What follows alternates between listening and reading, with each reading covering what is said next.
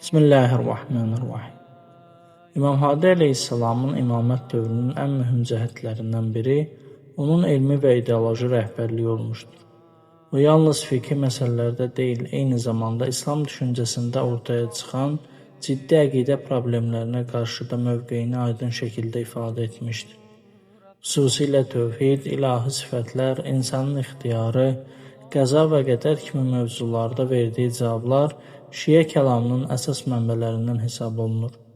Bu dövrdə İslam cəmiyyətində müxtəlif yanlış fikirli cərəyanlar fəaliyyət göstərirdi. Qulat adlanan qruplar imamları ilahiləşdirir, digər tərəfdən Cəbriyyə insanın iradəsini inkar edir, təşbih tərəfdarları isə Allahı məxluqa bənzədirdilər.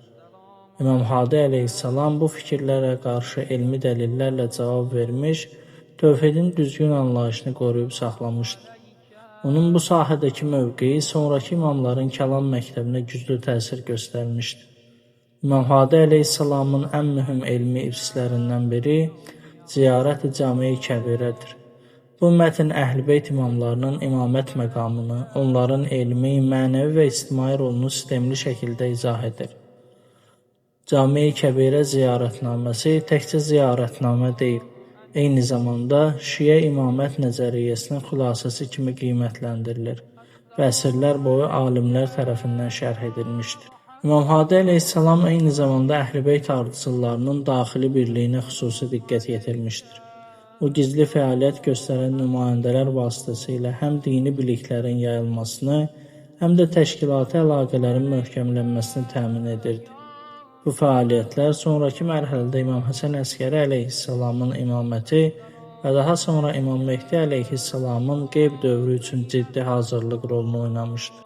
Abbasi hakimiyyəti imamın bu nüfuzundan narahat olaraq ona qarşı təzyiqləri davam etdirmişdir və Hicri 254-cü ildə Abbasi xəlifəsi Möhtəmidin dövründə İmam Hadi əleyhissalam zəhərlənərək şəhid edilmişdir. Şəhid edilən zaman imamın 42 yaşı var idi və İmam Samirra şəhərində dəfn edilmişdi və onun məzarı bugün Əskəriyyeyn hərəmi kimi tanınan müqəddəs məkanda yerləşir. İmam Hadi əleyhissalamın həyatı və fəaliyyəti Şiə tarixində təzyiq şəraitində imamətin necə davam etdirildiyini göstərən mühüm bir modeldir. Bu açıq siyasi fəaliyyət olmadan, lakin dərin elmi və təşkilati təsirlə Əhl-Beyt məktəbini qorumuşdur.